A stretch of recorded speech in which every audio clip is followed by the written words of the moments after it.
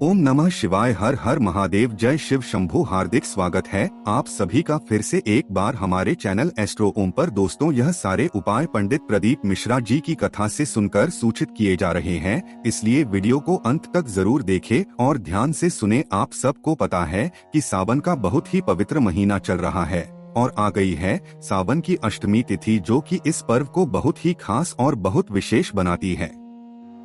ये वीडियो खासकर है अमीर बनने के लिए। अगर आपके घर में धन संपदा की बहुत कमी है, माता लक्ष्मी का वास आपके घर में नहीं होता, या फिर आप कर्ज में डूबे जा रहे हैं, आप हमेशा कर्जे में ही रहते हैं, तो ये वीडियो आपके लिए है। पूज्य गुरु जी की कथा सुन के बहुत अच्छे से बताऊंगा।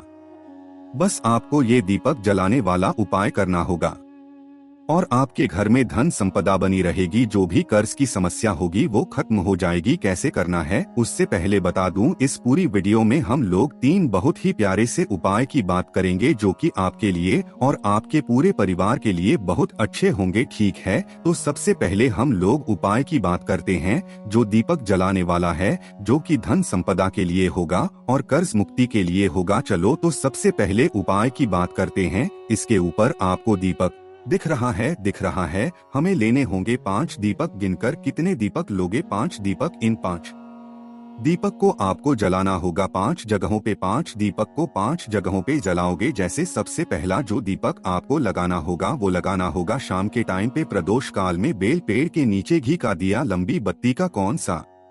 घी का दिया लंबी बत्ती का बेल पेड़ के नीचे लगाओगे पहला दीपक। ठीक है, चलो, पहला हो गया। दूसरा दीपक आपको लगाना होगा पीपल पेड़ के नीचे। कब लगाओगे?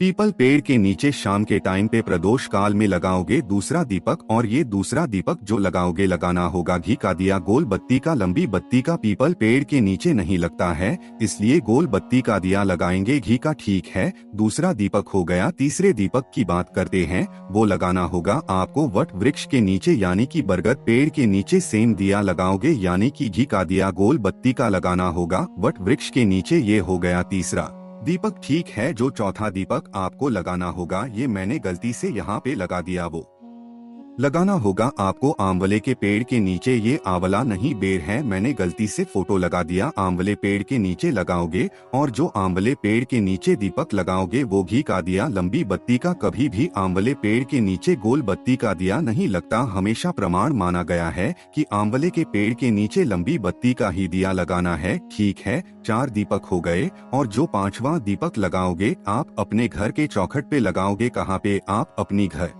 की चौखट पे। ये उपाय बिल्कुल डिफरेंट है। एक उपाय कल गुरुजी ने मैनपुरी की कथा में बताया था, ये उपाय है वो उपाय। दूसरा काम ठीक है, दोनों उपाय में कंफ्यूज नहीं होना है, इस चीज का विशेष ध्यान रखिएगा। ये उपाय बिल्कुल डिफरेंट है उस उपाय से। तो ये 5वां दीपक कहाँ लगाओगे? अपने घर के बाहर। अब घर के बाहर जो दीपक लगाओगे चौखट पे, वो लगाओगे घी का दिया लंबी बत्ती का। घर के बाहर भी आपको गोल बत्ती का दिया नहीं लगाना है, लंबी बत्ती का दिया लगाना है, क्योंकि लंबी बत्ती का दिया जब हम लगाते हैं तो वो होता है माता लक्ष्मी के लिए, और जब लंबा होगा दिया तो माता लक्ष्मी की लंबाई भी क्या होगी? आपकी लंबी होगी। समझ में आई या बात मेरी? तो इन 5 जगहों पे दीपक लगाना स्टार्ट कर दो। कब लगाना है? किसी विशेष दिन, जैसे सावन की अष्टमी तिथि आ जाए, एकादशी आ जाए, प्रदोष आ जाए, शिवरात्रि आ जाए, उस दिन इन 5 दीपक को लगाना स्टार्ट कर दो। इन 5 जगहों पे आपके घर में हमेशा धन संपदा बनी रहेगी। कभी भी माता लक्ष्मी की कमी आपके घर में हो ही नहीं सकती। करके देख लीजिएगा,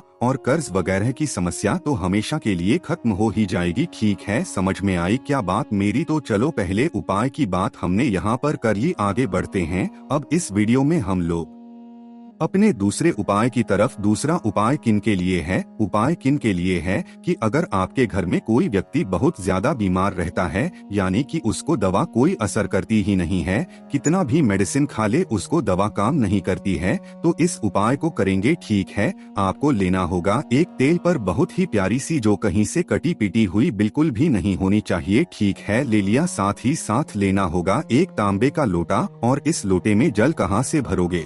अपने घर से। कई बार आपको बता चुका हूँ। ठीक है, जल भर लिया और उसके बाद लेके चले जाओगे उस कलश को महादेव के शिवलिंग के पास। इस उपाय को घर पे नहीं कर सकते, सिर्फ और सिर्फ आपको मंदिर में ही करना है, ठीक है। फेस रखना उत्तर दिशा यानी कि नॉर्थ डायरेक्शन। जो एक बेलपत्र है आपके पास में ना, उस एक बेलपत्र को महादेव के शिवलिंग के ठीक ऊपर समर्पित करोगे का ध्यान करते हुए, और जो एक लोटा जल आप अपने पास से घर से लेके आए हो वो यहीं पे समर्पित करना। सारा उपाय आप यहीं से स्टार्ट होता है। तो जल समर्पित करोगे, जल बहता हुआ ये जलाधारी से गिरेगा ना। इस जल को यहाँ से रोक लेना, ठीक है।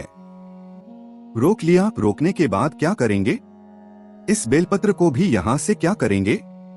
उठा लेंगे। और उठाने के बाद जो व्यक्ति अगर मंदिर में आकर के वो बीमार व्यक्ति खुद उपाय को कर लेता है, तो वहीं पर मंदिर के चौखट पे ही खड़े होकर के उस जल का आचमन कर लेना है जो महादेव के शिवलिंग से रोका है आपने, और आपको वही बेलपत्र खाना होगा। लेकिन यहाँ पर एक नाम आपको बोलना होगा महादेव का। वो कौन सा नाम है?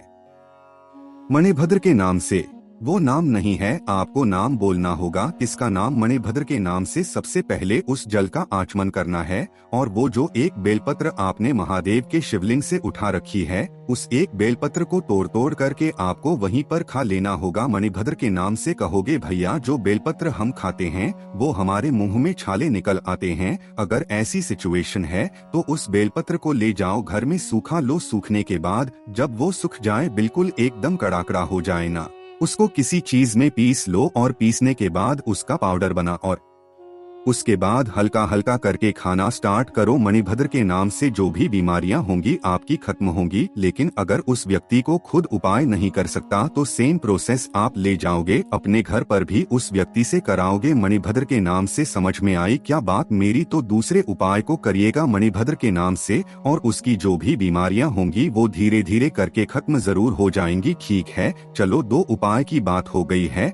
आगे बढ़ते हैं। अब इस वीडियो में हम लोग अपने तीसरे उपाय की तरफ। तीसरा, जब भी अष्टमी तिथि या फिर जब भी नवमी तिथि आती है, मैं आपको जरूर बताता हूँ, क्योंकि कर्ज मुक्ति के लिए, कर्ज को खत्म करने के लिए ना इससे सुंदर उपाय हो ही नहीं सकता। मैं आपसे बता रहा हूँ, बहुत इफेक्टिव उपाय है। देखो क्या करना होगा, आपको लेना होगा इस तरीके से बेल का फल, ठीक है। लेकिन अब बेल का फल लेने से पहले एक छोटा सा काम कर दो, और वो कर दो वीडियो को लाइक। और जितने भी भाई बहन अचानक से चैनल पे आए ना, जल्दी से चैनल को सब्सक्राइब कर दीजिएगा, ठीक है। अब बेल का फल तो ले लिया, तो बेल के फल को फाड़ लेना, काट लेना। और काटने के बाद इसके अंदर का जो गूदा आएगा ना, जो मतलब निकलता है ना, गूदा निकलता है, उस गूदे को सूखा लेना। लेकिन कहोगे भैया आज के टाइम पे हमें बेल का फल नहीं मिलता, हम लोग परेशान रहते हैं, क्या करें? तो आपको मार्केट में इस तरीके से सूखा बेल आसानी से इजीली अवेलेबल हो जाएगा, ले लेना, ठीक है।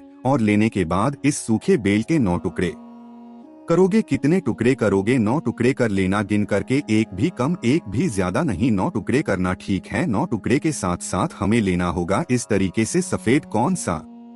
व्हाइट। आपको तिल लेना है, काला तिल नहीं, सफेद तिल लेना है। अब इन सभी चीजों के साथ आपको करना होगा हवन। अब हवन करने का यहाँ एक प्रोसेस है, एक नियम है। सारा नियम बहुत ध्यान से सुनिएगा, ठीक है। आपको क्या करना है, जैसे आपके पास कितने हैं? 3, 4, 5, 6, 7, 8 और 9 बैल के गूदे आपके पास में हैं, है ना? आपको क्या करना होगा, एक हवन इस तरीके से जलाना होगा। चाहे तो कंडे से जला लो, घी से, आम की लकड़ी से जला लो, किसी से भी जला लेना, ठीक है। जलाने के बाद जो आपके पास में एक देसी घी भी होना चाहिए, कौन सा? देसी घी भी होना चाहिए। उस देसी घी में आपको एक एक बेल का गूदा, जैसे पहला बेल का गूदा इस घी में डुबाना, और आपको महादेव का श्री शिवाय नमस्तु और माता सती यानी कि भोले शंकर और माता सती का नाम लेकर के आपको इसमें डाल देना है, ठीक है। दूसरा, जब उठाना तो दूसरे को भी सेम प्रोसेस इसी तरीके से, चौथा, 5वां, 6वां, 7वां, 8वें तक आपको सिर्फ बेल के गूदेश को घी में डूबा करके माता सती और भोले शंकर का स्मरण करके डाल देना है, आहुति दे देनी है। लेकिन जब बात आएगी 9वें गोद डालने की, तो यहाँ पर एक छोटा सा बदलाव करना है। वो बदलाव क्या है? जो आपके पास में सफेद तिल है ना, उस सफेद तिल को इस नवे गूदे के साथ मिक्स करेंगे, मिलाएंगे। इसके ऊपर जो बचा हुआ घी है उस घी को डालेंगे। माता सती भोले शंकर का स्मरण करेंगे। जो व्यक्ति आपका पैसा नहीं कर रहा उस व्यक्ति का नाम और गोत्र बोलेंगे। फिर से बोल रहा हूँ, ध्यान से सुनिएगा। जो नवा सूखा बेल आपके पास में है उसमें आप थोड़ा सा सफेद तिल डालेंगे। जितना बचा हुआ देसी घी आपने ले रखा है वो डालेंगे और उसकी आहुति आपको इसी अग्नि में कर देनी है। माता सती भोले शंकर का स्मरण करके जो भी व्यक्ति पैसा वापस नहीं कर रहा उस पैसा वापस न करने वाले व्यक्ति का नाम और गोत्र बोलकर के आहुति दे देना। अष्टमी तिथि के दिन करना इस उपाय को। 15 दिन में वो व्यक्ति आपका पैसा आपके तक देके जाएगा। यही इस उपाय का सबसे परफेक्ट एग्जाम्पल है। मैंने खुद कर रखा है और ये उपाय बिल्कुल कारगर हुआ, बिल्कुल इफेक्टिव हूँ भाई हूँ, आपका झूठ बिल्कुल नहीं बोलूंगा। ये उपाय बहुत इफेक्टिव है, करके देखिएगा। ठीक है, समझ में ये बात मेरी तो करिएगा। मैंने कोशिश की इस पूरी वीडियो में आप सभी को 3 उपाय बताने की। तो वीडियो अगर आपको पसंद आती हो तो लाइक किया करिए। तो जिसने भी अभी तक चैनल को सब्सक्राइब नहीं किया तो जल्दी से चैनल को सब्सक्राइब कर दो। नीचे कमेंट में पूछ लेना ओम नमः शिवाय, हर हर महादेव, जय शिव शंभू।